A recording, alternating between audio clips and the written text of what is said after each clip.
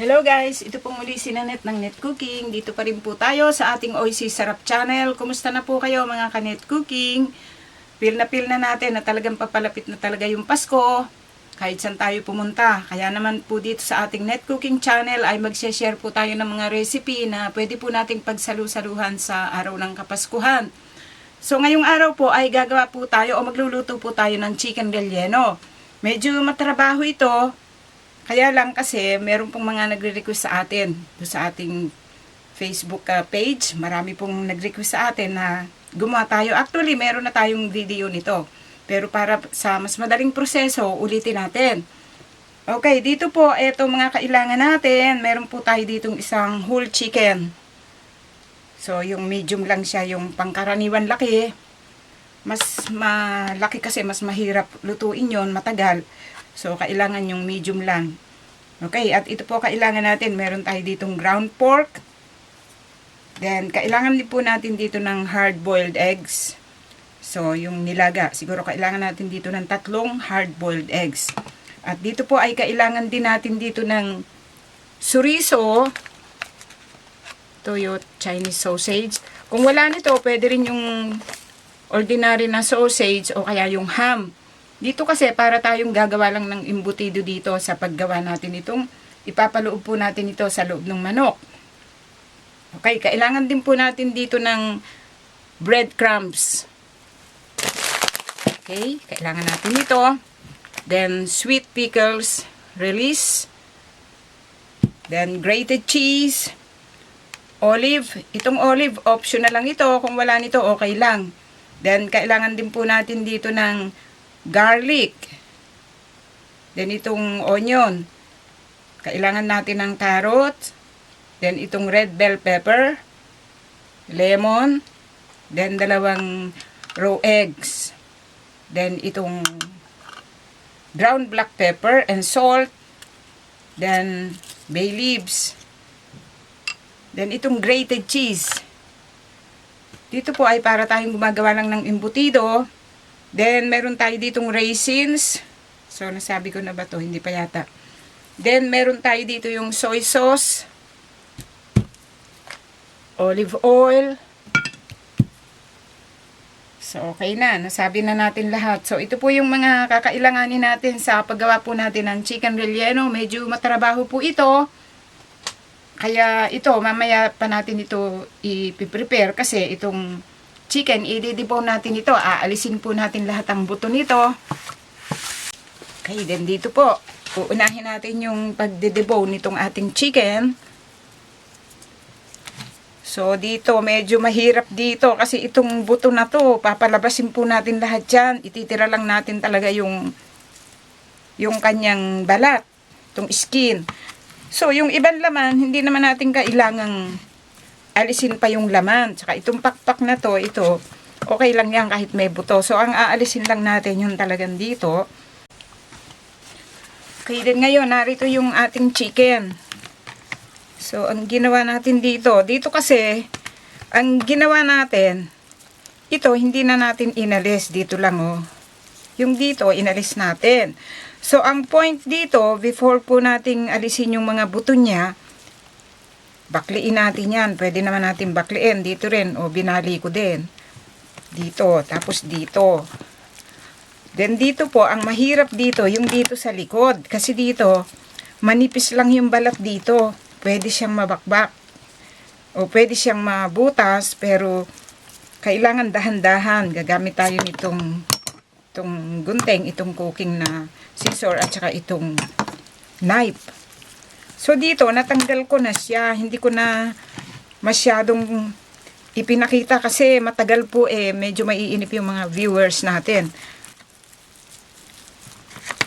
So, narito na yung chicken. Okay, ang gagawin natin dito, tatahiin po natin ito. Meron tayo talaga dito yung, ito, pwede po natin gamitin ito, boil lang natin. Kung gusto nyo, kunin yung mga ibang laman.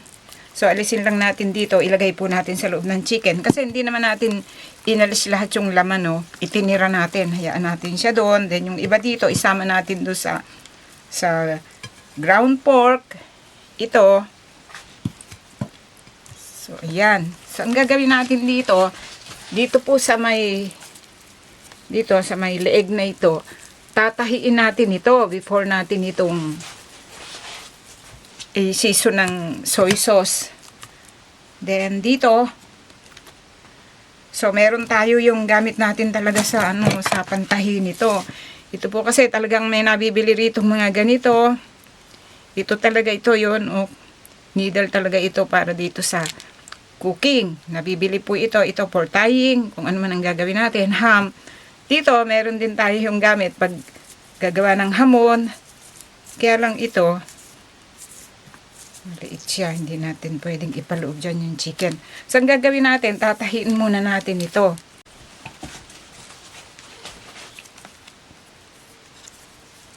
Okay, din ngayon, natahinan natin. So, itong karayom, hugasan natin. Yan, pang cooking talaga yan eh. Nabibili po yan talaga kasi dito kasi sa location ko dito sa Tokyo, kompleto eh. Kahit anong gamit sa cooking, meron talaga. Okay?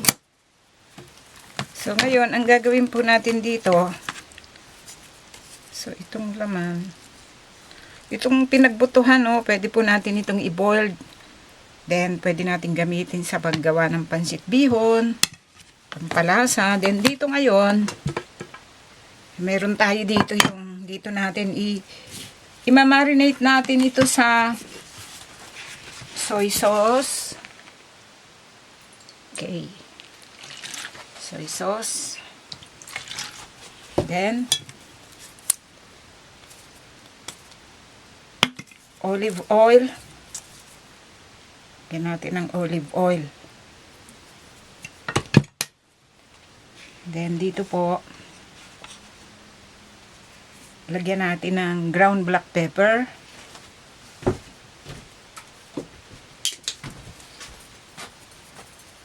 Paminta. Then, itong lemon.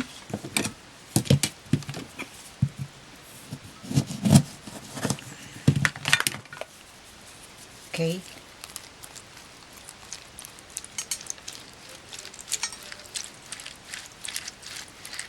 Pwede na itong kalahati lang. Mas maganda yung kalamansi eh. Okay.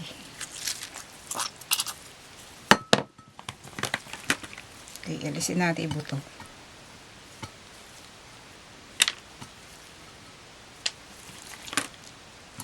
Then, dito po, imamarinate natin ito. So, mga 2 hours, kahit 3 oras, mas matagal, mas maganda. So, lagyan natin yung loob. Baliktarin muna nga natin.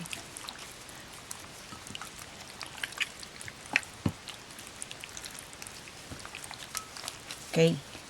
So, ito ay mamarinate natin dito. Narito na yung mga kailangan natin. So, na-prepare na natin itong sibuyas, carrot, at iba pa nating mga kailangan. So, itabi natin ito.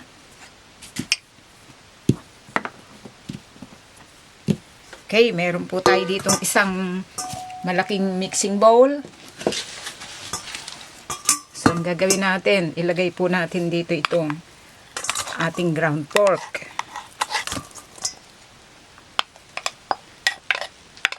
Siyempre, mas malaki yung haluan, mas maganda para noon hindi siya yung nagsisiksikan yung mga ingredients natin.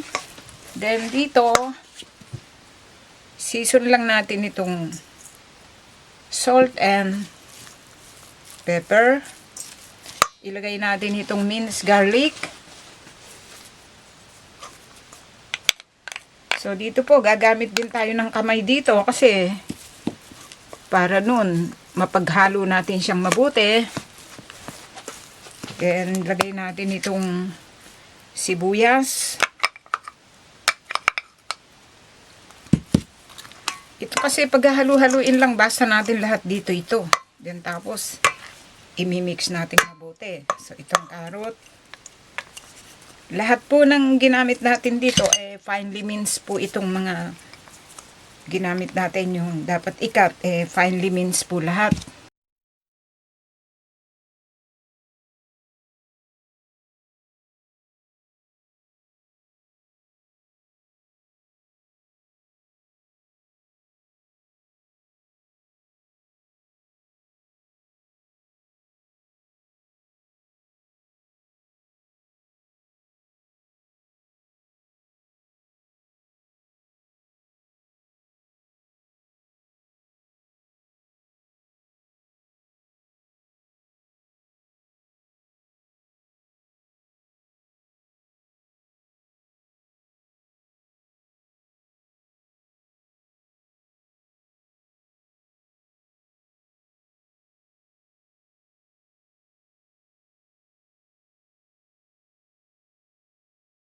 Okay, so ito na siya. After na i-mix natin mabuti,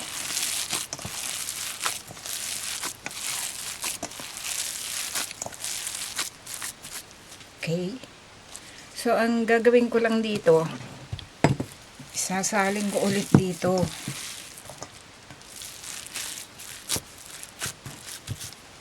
Okay. Tapos, para masiksik siya. Tapos po dito, ilalagay ko ulit sa ref ito. So, narito na yung ating chicken. So, ilagay natin dito. Alisin natin dito sa pagkakababad.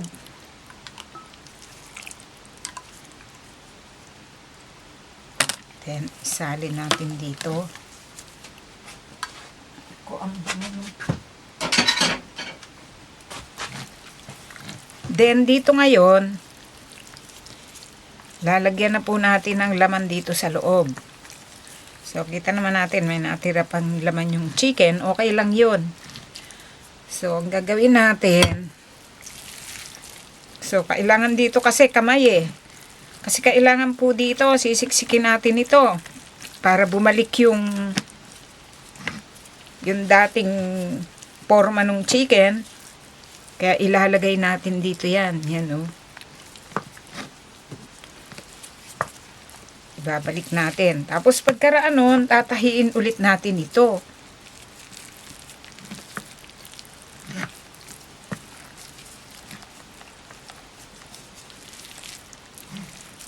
So, kailangan lang po, siguraduhin natin na pantay yung pagkakalagay natin dito. And then, habang nilalagyan natin, meron tayo dito yung olive. Ito, optional lang ito. Lalagyan natin yan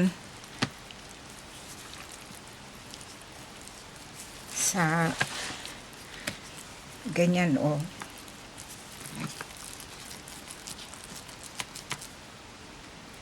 Okay. Okay, itutuloy lang natin ito. So, yung hard-boiled eggs, mamaya natin lalagayan sa gitna. So, dito, maglagay na tayo ng isa. Sikapin lang natin na talagang nasa gitna yung hard-boiled eggs.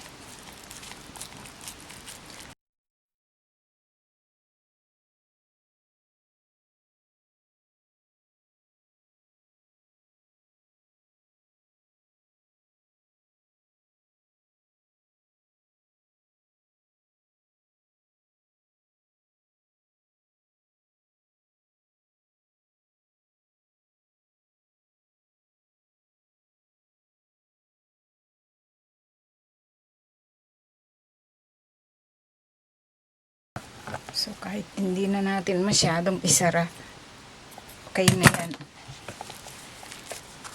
So, ngayon, ang gagawin natin dito,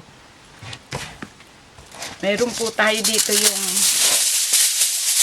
aluminum foil. So, ang gagawin po natin dito sa chicken, i-steam po natin ito. So, malaki nga itong chicken. Kasi yung ginagawa ko nun medyo maliit. So, itong pangpalaman, so, naubos, so, tamang-tama lang siya.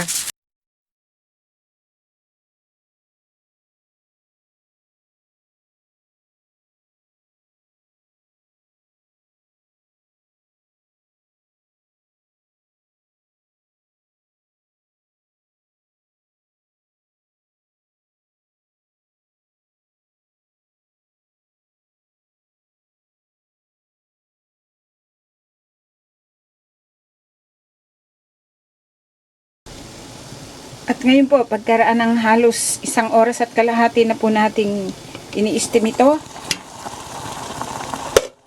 Check natin. Okay, ang gagawin natin, i-turn off na po natin yung heat. At ang gagawin natin, hanguin na natin ito. Then, hayaan lang nating ma-drain muna yung tubig na galing doon sa na-steam natin na chicken. At pagkaraan po ng 30 minutes, pag nahahawakan na natin ito at medyo nag-cool down na, ay ilalagay po natin ito sa oven.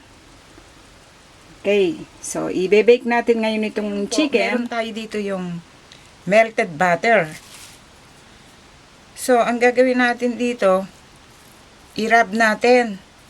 I-oven ngayon natin ito, kaya kailangan po na painit na natin yung oven sa 190 Celsius.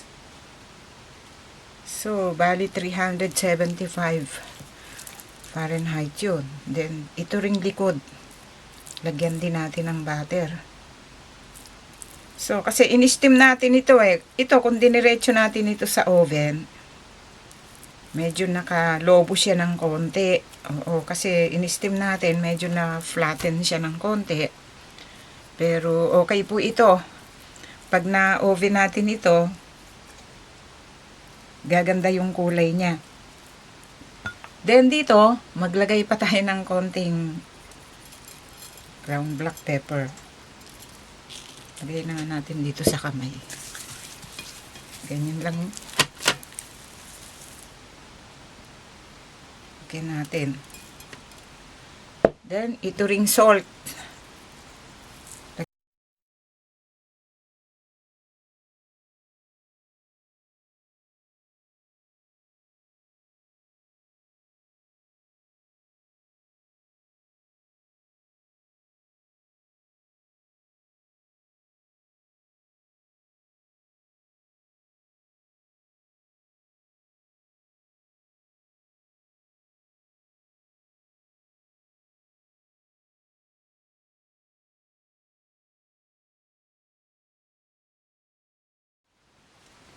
Okay, then ngayon, pagkaraan ng isang oras, i-check po natin itong ating nilulutong relleno.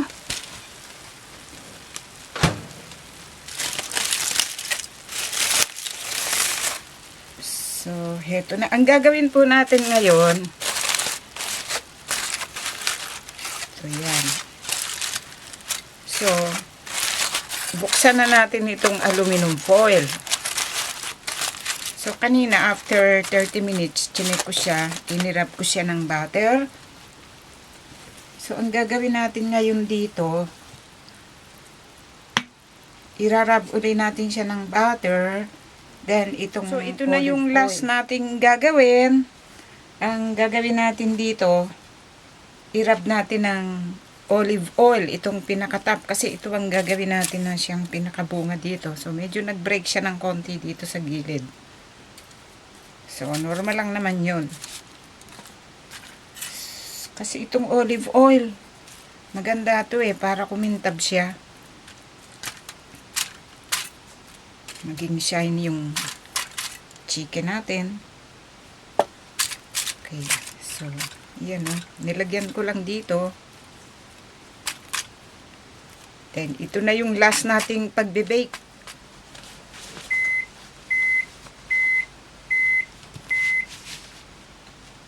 Okay, ngayon, pagkaraan po ng ating mahabang paghihintay. So, ang tagal talagang lutuin itong ating chicken relleno. Heto na. Okay, then ngayon, complete na po ang pagkakaluto natin dito.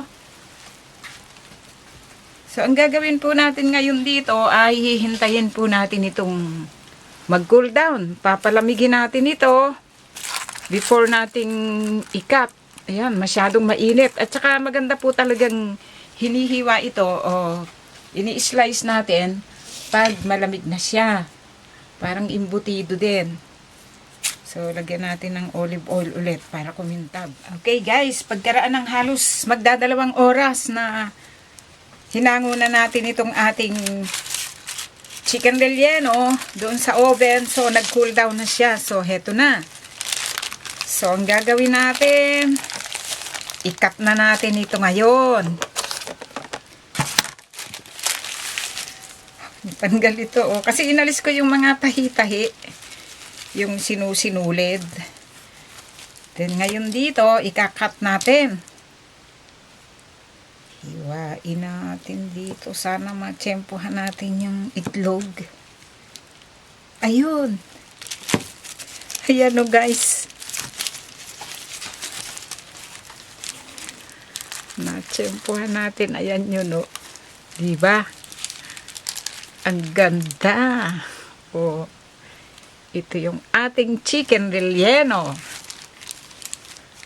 So yung olive. Tamang-tamang swerte natin. Kasi natsempuhan natin pareho siyang ano. Then dito po, i-transfer natin dito sa isang serving plate. So, pwede naman nating i-slice ito eh. Ganyan. Before nating i-serve yan, i-slice natin yan. So, i-slice natin ang isa pa dito. Sige try natin. Oh. Ito ayan. Yung eggs handon, yung isa pa. Dito kasi yun yung pinakalas. So, yung natsempuhan natin na eggs, yung nandito sa gitna. May isa pa dito, 3 yun eh. Okay, then dito meron tayo yung mga mini tomatoes. Lagay lang natin dyan. Okay, so yan. Laglag natin dyan yan. Para lang colorful siya Diba? Ang ganda kayo. Yan, liit na kamatis yan. Pabayaan lang natin dyan yan. Meron tayo dito yung olive. Lagay din natin itong olive. Pampaganda rin yan eh. Natira natin ito eh.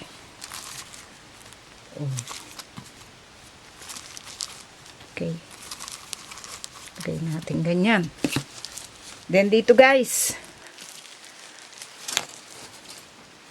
Meron tayo ditong Merry Christmas. Christmas ornaments. Sukan natin.